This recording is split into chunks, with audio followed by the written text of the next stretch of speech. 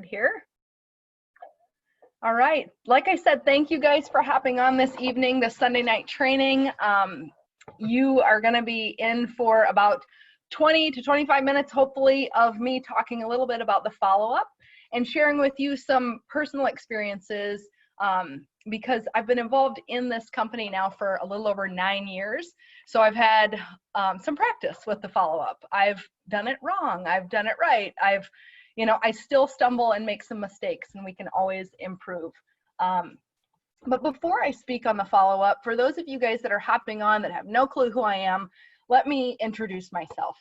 So my name is Dr. Angela Pascoe, and I was born and raised in rural South Dakota with my older brother. And my grandparents lived within walking distance just up the gravel road, so the importance of family has always been high on my priority list. My mother and grandparents always had big gardens. This is where my love for gardening came from. And I knew at a young age, I wanted to help people live healthier lives, mentally and physically. And when I say a young age, I knew probably at the age of 12 and 13, this is the direction I wanted to go. I knew I wanted to help people. I just didn't know how yet, right? So I majored in psychology and business in undergraduate school with the intention of getting my master's in counseling. So I met my husband on a scuba diving boat while studying abroad in Australia during this time. I studied sociology economics in Australia. And shortly there later, we had 3 children. Now they're ages 11, 12, and 18. 2 of my 3 children were born at home at the end of my graduate studies.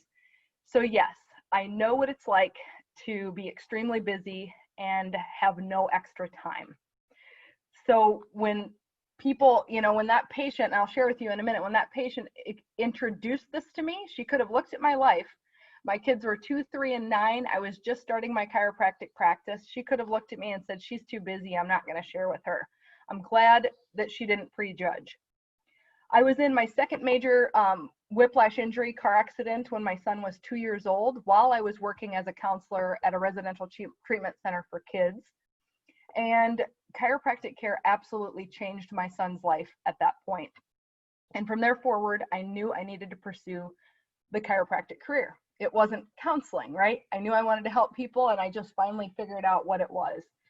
So I've been in practice a little over 10 years. My clinic consists of chiropractic, massage, and lactation consulting. I see a lot of pediatrics. I see a lot of new mommies with new babies, and we love to help them successfully be able to breastfeed and get over some of those humps that maybe some new moms have. So after a year and a half into my practice, that's when I said I was introduced to LifeVantage. A patient of mine came to me. She said, if I send you an ABC investigative report that ends positive regarding wellness, would you take a look? The if I would you. And it piqued my interest. I was a year and a half into my practice. I was building, what I wanted to build was a wellness clinic. I didn't want a pain clinic. I didn't want to chase people's pain, even though I knew most people coming through my doors initially, they'd have pain attached to why they were coming to see me.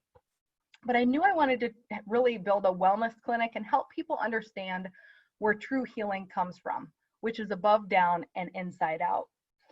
So I took a look at that ABC investigative report, and after watching it, I was impressed and incredibly intrigued by what I saw. But I'm skeptical and analytical by nature, so what happened, I had to dig deeper.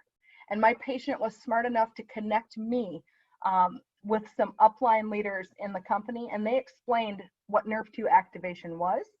And from that point in, I was all in because I knew I needed to share this information not only with my patients, but with my family and my friends. In 1 year, my husband and I were able to reach the rank of Pro 5, and we are currently Pro 6 in LifeVantage. In this business, I'm telling you, when done right, you guys, this is the most beautiful business model. And it's been humbling, rewarding, and challenging. I'm grateful for my team and our dedication to sharing this information consistently. And I'll tell you, you guys, sharing it consistently now, when life happens, life always happens. There's always something that's going to happen where there's a hiccup or a family member that's sick and we want to take some time off to be with them. But I've been able to step away and be present with those that I love most during these times, thanks to this company and weaving this into my life almost 9 years ago. So, and for those of you guys as well, those of us that have another job, when we're not at our job, when I'm not adjusting patients, you guys, I'm not getting paid, right? So we're all going through this weird time. COVID hits. I have to close my clinic. I closed my clinic for 6 weeks in April and in May. And thank goodness, like I said yes to this 9 years ago and chose to weave it into my already busy life, because I knew this was the vehicle that I was going to have that would get my time back, but it wasn't going to be overnight. It would take time and effort and energy. So because I said yes, went to work and followed up consistently, I have more choices. And that's when reopening my practice, I chose to be open on a part-time basis. I was seeing close to 100 people a week. And the method I do, I'm about a half-hour a visit, per patient. It's not 5 minutes a visit, it's about a half an hour. So that was a lot of people. And I often, insurance requirements go up every year. So I often then, when I'd come home, play with my kids, tuck them in, remote in to finish up patient notes. Part of my job I don't like. We all have the part of our jobs that we don't love. And that would take up a lot of time, especially seeing that many people. So when I chose to come back and to reopen my practice safely, I chose to open it on a part-time basis because I could. And I wanted to be more present with my children. I blinked and my son turned 18, I feel. And my girls are 11 and 12. So time goes by that quickly, and I'm not going to look back, I think, 10 years from now and say, God, I wish I would have worked more when my kids are, grown and out of my house. I think this is the right decision. And I get to choose this because I dug the well before I was thirsty. So my hope is that you remain consistent with following up so you too can have more choices in your lives. The fortune really, really is in the follow-up. And I'm going to weave in and share some examples of what I've seen in the 9 years I've been involved in this business. So as I was preparing this, if you see me looking down, I took notes because I get nervous still after this many years getting up in front of people, and I want to deliver valuable information. So 4 major tips for those taking notes, 4 tips on following up. I'm going to state them and then I'll go through each one of them. Number 1, do what you say you're going to do. And the second one is set up exposure after exposure. So think of the follow-up as an exposure. The third, it will take multiple exposures. And then finally, the fourth is condense your time between exposures. So let me go through each one of these with you guys. So first, do what you say you're going to do. Before sending out a tool, and in our group, we like to use biohackandactivate.com. Ask your upline leaders what you like to use, or use your tool. But before you send that tool, you pique that interest. Before you send it, schedule the follow-up with it. Think of it, like I said, as an exposure. The more we expose someone to this information, the more informed they will be, and informed people make yes or no decisions, right? And that's ultimately what we want to get to. We want to get to a yes or a no. So we can move on. And when I got started in this business, I was really good at piquing interest. We get started, we're ignorance on fire. We're excited to share this information. I piqued that interest. And then after getting the prospect to say yes, I would send out the ABC Primetime Investigative Report without scheduling a follow-up. How many of you guys have done that? All this did was frustrate me and frustrate my prospect, because what I was doing, it then felt like I was chasing. I was sending texts and phone calls. Have you had a chance to watch that ABC Investigative Report? And often they would send a message back saying, no, I'm just so busy. So our prospects don't know yet the importance of what we're sharing. This is really important, and it's your business, it's our business, so we need to stay in control of our business by scheduling the follow-up. So after a few weeks of sending the link with no scheduled follow-up, I often would move on because I didn't want to feel like I was nagging them. And for those that have done this, You do. You don't want to be a nag. You don't want to feel like you're selling them anything. You really just want people to see it like you did. So Carrie Dickey always says, in the beginning when I joined this business, her, Maria, and Carrie Williams would come to Sioux Falls, South Dakota, and do some presentations for us. We'd often have 300-400 people in the room. I mean, we had to really rent out big halls because we had a lot of people learning about this information. But Carrie said she'd love to come back into Sioux Falls and sweep up all the ABC primetime orphans, because how many people saw that and never were followed up upon. So before you send any links or any tools, please schedule the follow-up and commit to connecting with your prospect. Here's what I like to say. I want you to see the information like I did and answer any questions that you might have right after you view the information. And when do you have 15 to 20 minutes in the next couple of days to connect? And I say next couple of days, you want to put that time, commitment in there. And if they can't in the next couple of days, when in the next week would you have 15 to 20 minutes and schedule that time? Often I'm watching that ABC investigative report with them, but then able to follow up directly after they view it. That's ideal. And then after you schedule that time to connect, let them know you're going to send them a call or a text either the day before or the day of your meeting. That's just another way to confirm, and that's, being professional in your business. You're just letting them know if a text or a phone call would work better the day before or after, just as a friendly reminder of that meeting. And then the second point is set up exposure after exposure. So most people typically do not make a buying decision after the first exposure. In fact, according to Eric Worre, 9 out of 10 people will not buy after the first exposure. So we are in the business of educating and not selling. So if they're interested but need more information, invite them to the next scheduled Zoom presentation that your team is doing so they can see the entire picture of what we have to offer.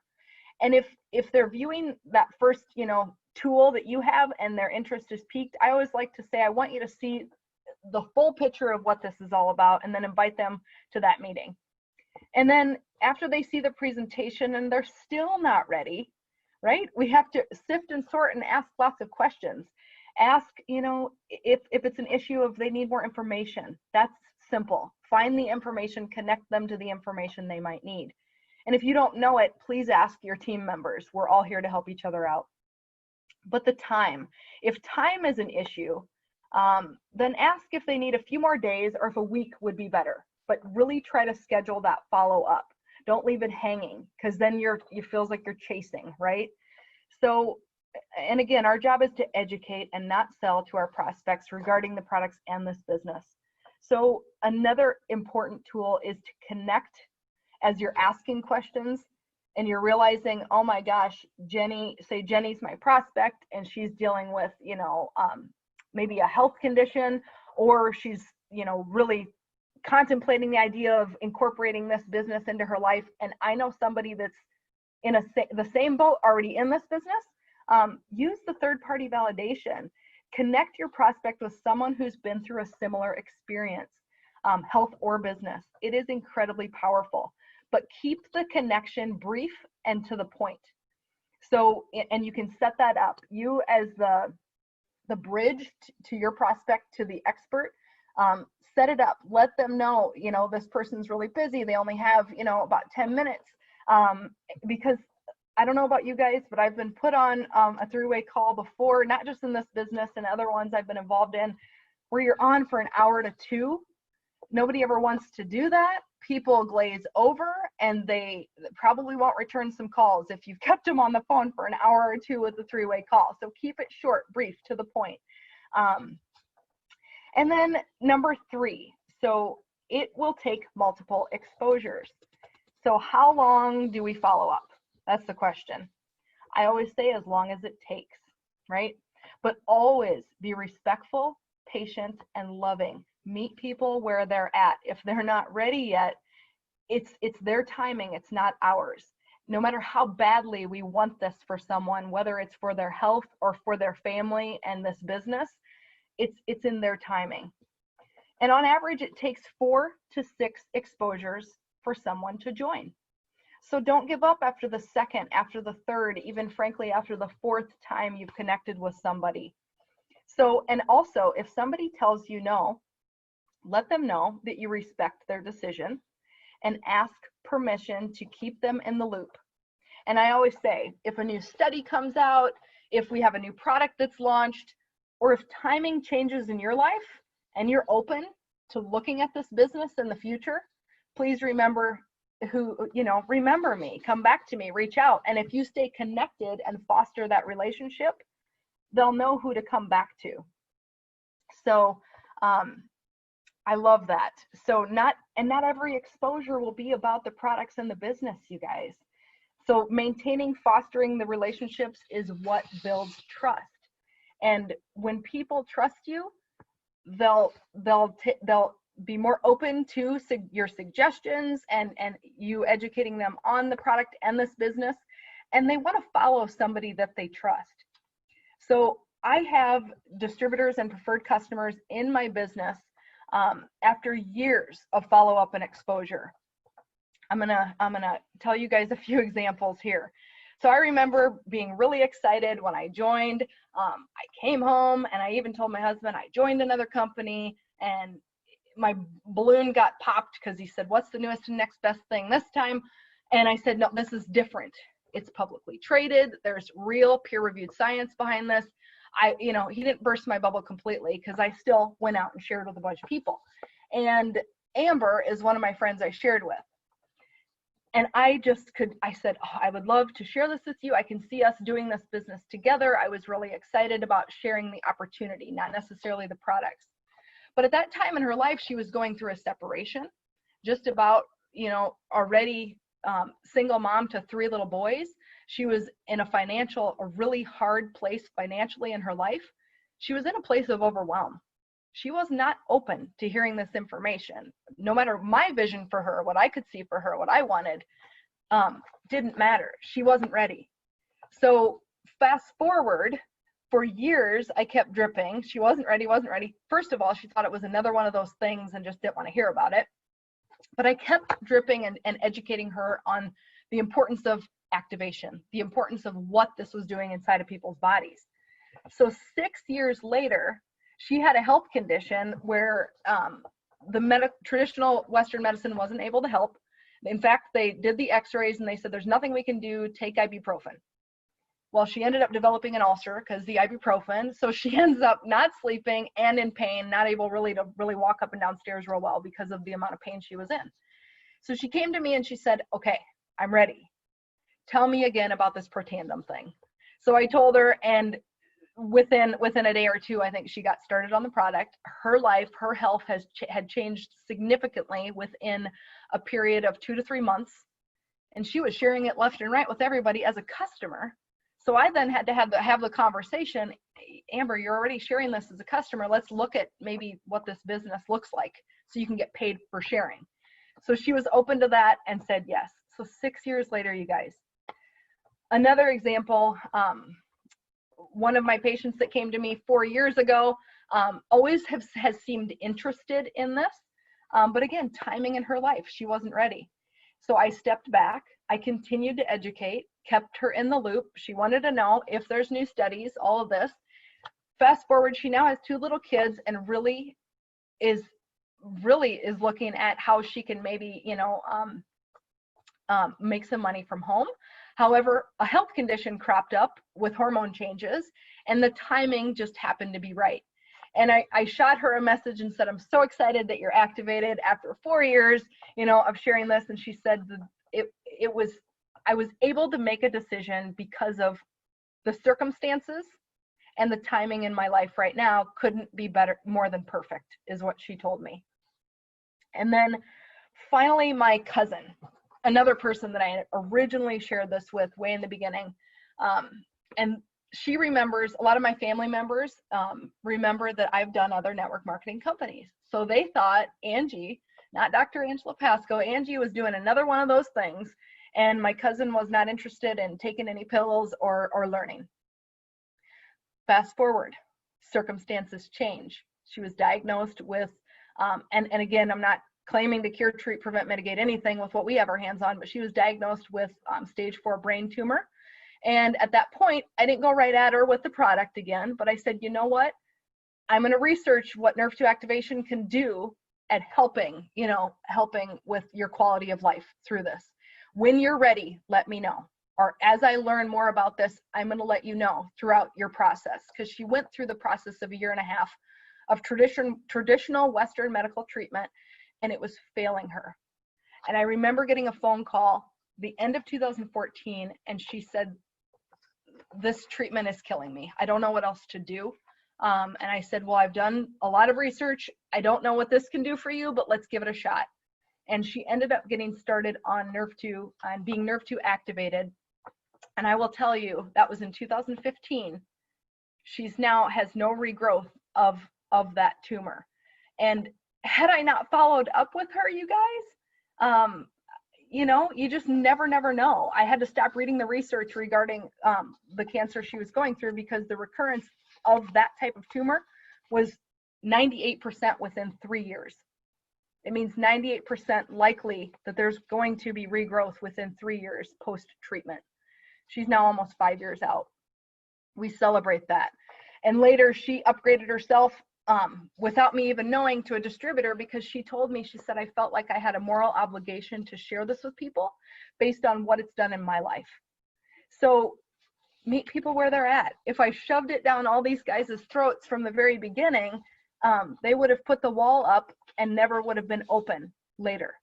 So really meet people where they're at. And then finally, number 4, condense time between exposures. And what that means is, too much time between exposures can do more damage than good. So if it's been months, say they've watched that ABC investigative report, you were never able to set up a follow-up, and it's been months, they're likely not going to remember much of the information they saw. So it's almost like starting over with them. It really is ideal if you can schedule your meeting, show the ABC investigative report, or use whatever team's, your team's tool, whatever you use. Do the 3-way or the Zoom call within really a week to 2. And this way, the information you're sharing is in the front of your prospect's mind, and it's not forgotten. And if you get a no, take it as a no, not now. Keep dripping, ask their permission to keep them in the loop. And if they don't want to be in the loop, ask for referrals. A couple of statistics I want to throw out. I find this really interesting. 91% of customers say they would give referrals. But guess what? Only 11% of us are asking for referrals. So the takeaway of this one, all you have to do is ask, what is the worst that can happen? Don't beat around the bush and suggest referrals, just ask. Who do you know that would benefit from this information? Who do you know that's open to a second source of income or looking to work from home right now? Because more and more people are looking to work from home now more than ever. And it's a great way to continue to fill your funnel. Another interesting statistic, and maybe some of us that have been involved for a while or have been involved with sales know this, but 80% of sales require 5 follow-ups after the initial meeting. And only 44% of people give up after the first follow-up. Are you kidding? So just because you've got your foot in the door doesn't mean you've closed the sale, you guys. So stay persistent. Do everything you can to stay connected with your prospect beyond that initial meeting. So I remember being at the Most Powerful Women in Network Marketing event a couple years back, and Eric Worre had everybody stand up that were 6-figure earners or above. And he said, okay, now I want you to sit down if you said yes after the first exposure. We maybe had one person sit down. It wasn't many people, right? 9 out of 10 are not going to say yes after the first exposure. So he said, how about the second one? A few more people sat down. How about the third exposure? A few more people sat down. The 5th, the 6th. So, the percentage. For those that I just saw a question here, the percentage was 80% of sales require 5 follow-ups. 44% of people give up after the first follow-up. So of all those women standing up, the 6-figure earners and above, it took at least 5 to 6, sometimes 7 to 12 exposures or follow-ups, you guys. Imagine that. Go back, look at your list of people you've shared this with that maybe you just never got a solid answer. You can always go back to them and say, you know what? Maybe I dropped the ball. I feel like I want you to see this information like I did and start from scratch and see if they'll let you have another go. But how often have you followed up with people on your list? So my challenge to you is really look at the people you're sharing this even currently with and see where you're at. And know that if you're getting closer to that 5, that 5th time, you're really close to getting that yes. So follow up as long as it takes. And then finally, another statistic that I found kind of sad is only 13% of customers or prospects believe that you understand their needs. That means the majority of people that we're sharing this information to don't really believe that we know what their needs are. So what's our takeaway? Be professional, ask lots of questions. You know, professional network marketers, we are like doctors diagnosing a patient's illness. Carrie Dickey says it the best. She says that you make a friend, find their pain, and then offer a solution. And the only way to do that is foster and maintain relationships and know where people are at. So always be asking questions, actively listen so we can truly understand the needs of those people that we're working with. And when we come from a place of understanding, it is then that the prospect really feels heard and listened to, and their walls are going to continue to come down. So I thank you guys for your time and energy and attention, and I'm going to open it up to any questions. But all of my business, I put in old school planner, right? I write it out. So those that I'm following up with, I have it in my yearly planner. And I'll take notes, you know, during each of those follow-ups as to, you know, what information that I might get, because I might glean a piece of information that then I can go back and say, based on what you said, and think about this with even people you've never shared this with yet. Ask enough questions so then you can go back and say, based on what you said regarding that health issue you have, if I had some information that could help with that, would you be open to taking a look? Always be listening. That would be, you know, my challenge to you guys is be a better listener than somebody, you know, be a better listener than a talker, I guess. The more questions we can ask, the deeper we can really get to know people. So I hope this was very helpful for you guys. It's an honor to be on here. I thank Maria for asking me to host tonight's, and I hope that I'm invited back on one of these other evenings and host another time.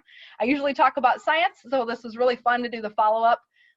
The importance of the follow-up. You could change thousands of lives based on one follow-up, you guys. Based on one person saying yes. The ripple effect of this, think about that. So yeah, make it fun. And if you have it scheduled, you're way less likely to get frustrated with this business. So I will stop the recording and